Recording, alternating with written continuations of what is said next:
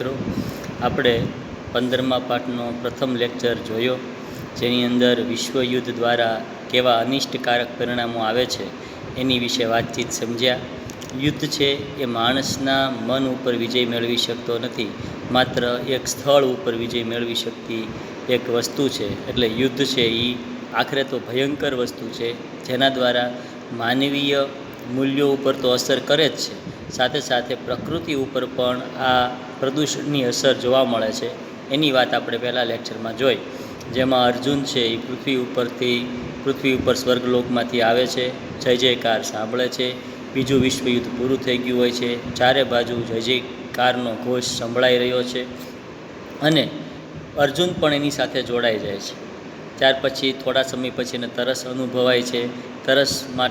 તરસ લાગવાને કારણે એક નજીકના સરોવરમાં પાણી પીવા માટે તે જાય છે અને ત્યાં જોયું તો એને પાણી પીવા માટે એક સૈનિક એને ના પાડે છે કે તું આ પાણી પીતો નહીં.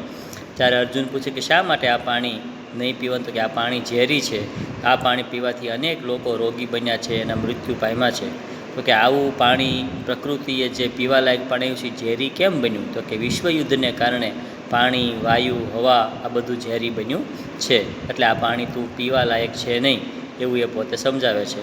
પછી આ યુવકની સ્થિતિ આવી કેમ થઈ ગઈ છે એના વિશે જ્યારે અર્જુન પૂછે છે તો કહે છે કે મારા વાળ સફેદ થઈ ગયા છે, હું લાકડીના ટેકે ચાલું છું, દાંત બધા પડી ગયા છે. એનું કારણ એ છે કે આ પ્રદૂષિત પાણી અને હવાનો ઉપયોગ મેં કર્યો, એને કારણે મારી આવી સ્થિતિ થઈ છે. અર્જુન વિચારે છે કે મહાભારત સમયમાં કેવા બધા સશક્ત અને બળવાન લોકો હતા અને આજે પૃથ્વીની કેવી દશા થઈ ગઈ છે. આ વિશ્વયુદ્ધનું પરિણામ ખૂબ ભયંકર આવ્યું છે. એટલે યુદ્ધ છે એ માણસને માત્ર એક ધરતીનો ટુકડો અપાવી શકે છે, પરંતુ એક સ્વતંત્રતાથી જીવન જીવવાની, એક આનંદપૂર્ણ જીવન જીવી શકવા માટેનું વાતાવરણ પૂરું પાડતી નથી. તો એની વાત આપણે આગળ કરી. હવે આપણે છેલ્લા 2 પેરેગ્રાફનું ભાષાંતર જોઈએ. સપ્રત્યવદતઃ અહમ અસ્ય દેશસ્ય એક સૈનિક. તે કહે છે કે હું આ દેશનો એક સૈનિક છું. વિગતેષુ કતિપયેષુ માસેષુ બહુનામ દેશાનામ પરસ્પરમ યુદ્ધમ અભવતઃ. એટલે કે થોડા મહિનાઓ પહેલાં અનેક દેશો એકબીજા સાથે યુદ્ધ કરતા હતા. તત્ર વિવિધાની શસ્ત્રાણી પ્રયુક્તવાની, તેણે અનેક પ્રકારના શસ્ત્રોનો પ્રયોગ પણ કર્યો હતો. તસ્માત કારણાત જલમ સ્થલમ વાયુ પ્રણીતઃ, તેને કારણે જળ, સ્થળ અને વાયુનો ઉપયોગ કરીને પ્રાણીઓને બહુવિધ જગત, ઘણા બધા જગતના તત્વોને વિવિધ રૂપે એટલે વિવિધ પ્રકારે પ્રભાવિતમ મસ્તી, પ્રભાવિત કર્યું છે. કિમ તે કથયામી, શા માટે? તે માટે હું કહું છું. શાસ્ત્રાર્થ નિર્ગત, એટલે કે શસ્ત્રમાંથી નીકળેલો, પ્રદૂષિત હે પ્રદૂષણ, સર્વ વસ્તુ જાતમ પ્રદૂષિતમ વિષમયમ સંજાતમ, દરેક વસ્તુને પ્રદૂષિત અને વિષ ઝેરી બનાવી નાખી છે. યશ્ય સરોવરસ્ય જલમપી, આ સરોવરનું જળ પણ એતસ્માદમ કારણાત સગરમ અસ્તિ, એટલે કે એને કારણે જ ઝેરી બન્યું છે. અત્રત્ય, તેને કારણે જલમ પીત્વા પીત્વા મદીયામ યેશામ સ્થિતિ સંજાતા, પાણી પી પીને આવી સ્થિતિ થઈ છે. મદીયમ પુત્રમ, મારા પુત્રની પણ એવમેવ જલમ પીત્વા વિગત ગંભીરે કૂપે પતિતો મૃતસ્ય મદીયાહ, એટલે કે પાણી પી પીને મારા પુત્રની પણ દૃષ્ટિ ગુમાવી દીધી છે અને તે કૂવામાં પડી ગયો અને મૃત્યુ પામ્યો છે. મદીયામ ભાર્યા વિષમસ્ય વાયો પ્રભાવેન નિરુદ્ધ શ્વાસા દિવમ ગતાહ, મારી પત્ની પણ આ ઝેરી વાયુના પ્રભાવથી શ્વાસ રોકાવાને કારણે મૃત્યુ પામી છે. પ્રતિદિનમ જલાશયસ્ય, દરરોજ આ જળાશયના પાનેન ગત પ્રાણમ, પાણી પીને પ્રાણ ગુમાવતા જીવાનામ પશ્યન, પ્રાણીઓને હું જીવોને જોઉં છું. ભુક્ત ભોગ, ભોગ બનતા, અહમ અત્ર, અહીં હું, સ્થિત્વા રહીને, પશુ પક્ષી માનવાન યશ્ય જલપાનાર્થમ વારયામી, પશુ પક્ષીઓને હું પાણી પીતા રોકું છું. ફરીવાર વિદ્યાર્થી મિત્રો એટલું ભાષાંતર જોઈએ. તેણે પ્રત્યુત્તર આપ્યો, હું આ દેશનો એક સૈનિક છું. થોડા વર્ષો પહેલાં મહિનાઓ પહેલાં અહીં એકબીજા દેશોનું ખૂબ મોટું યુદ્ધ થયું હતું. તેમાં વિવિધ પ્રકારના શસ્ત્રોનો પ્રયોગ થયો હતો. તેને કારણે જળ, સ્થળ, વાયુ પ્રાણી અને વિવિધ પ્રકારના જગતના તત્વો વિવિધ રૂપે પ્રભાવિત થયા હતા તે હું કહું છું. શસ્ત્રમાંથી નીકળેલા પ્રદૂષિત કચરાને કારણે આ બધી વસ્તુઓ છે એ ઝેરી બની છે. આ સરોવરનું જળ પણ તેને કારણે જ ઝેરી બન્યું છે. અહીં જળ પીને મૃત્યુ પામેલા પીને મારી આવી સ્થિતિ થઈ છે.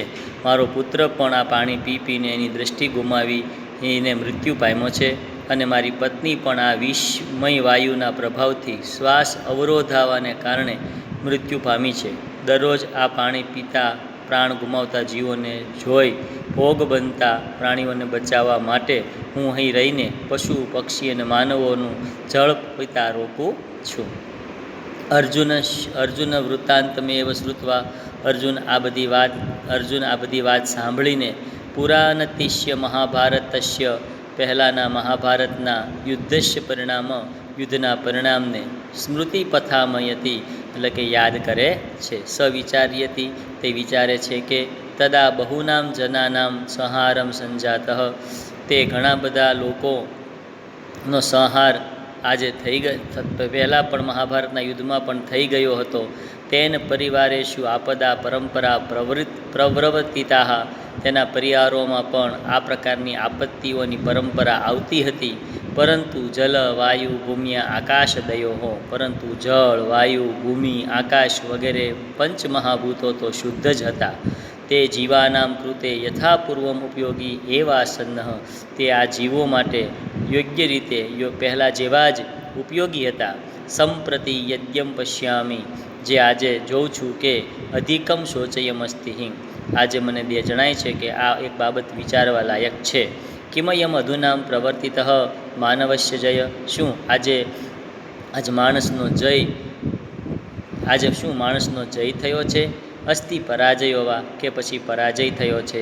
એવં સશોકમ અર્જુનમ અપિત જલમ એવં ગૃહિત ચિંતશ્ચ પુનઃ સ્વર્ગમ પ્રત્યાવર્તત અને તે શોકમગ્ન થઈને અર્જુન પાણી પીધા વગર જ પોતાના ઘર તરફ પાછો સ્વર્ગમાં ફરે છે. તો વિદ્યાર્થી મિત્રો, આવી રીતે આ પાઠોની અંદર યુદ્ધનું કેવું ભયંકર પરિણામ આવે છે એની સુંદર મજાની વાત છે એ આપણને આ પાઠ દ્વારા સમજવા મળી છે. પાઠના સ્વાધ્યાયની વાત કરીએ તો પ્રશ્ન નંબર 1 પહેલો પ્રશ્ન છે અર્જુન કિમ દૃષ્ટમ ભૂલોકમમાં આગચ્છતઃ અર્જુન શું જોવા માટે ભૂલોક પર આવ્યો? તો પૃથ્વીને જોવા માટે આવ્યો. તૃષાતુર અર્જુન કુત્ર ગતવાનઃ તરસ્યો અર્જુન ક્યાં ગયો? સરોવરે ગયો.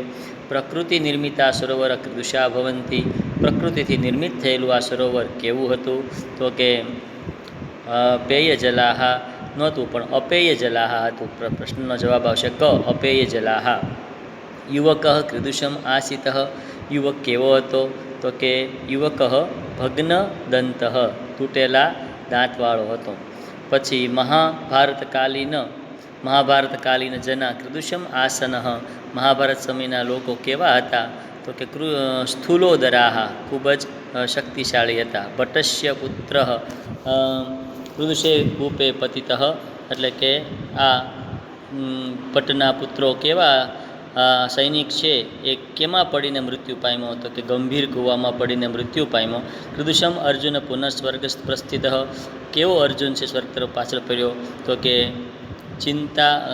ગૃહચિંતન એટલે કે ક્રોધ ચિંતિત થયેલો અર્જુન સ્વર્ગમાં પાછો ફર્યો. નમસ્તે વિદ્યાર્થી મિત્રો, આટલું આપણે આજે રાખીએ છીએ.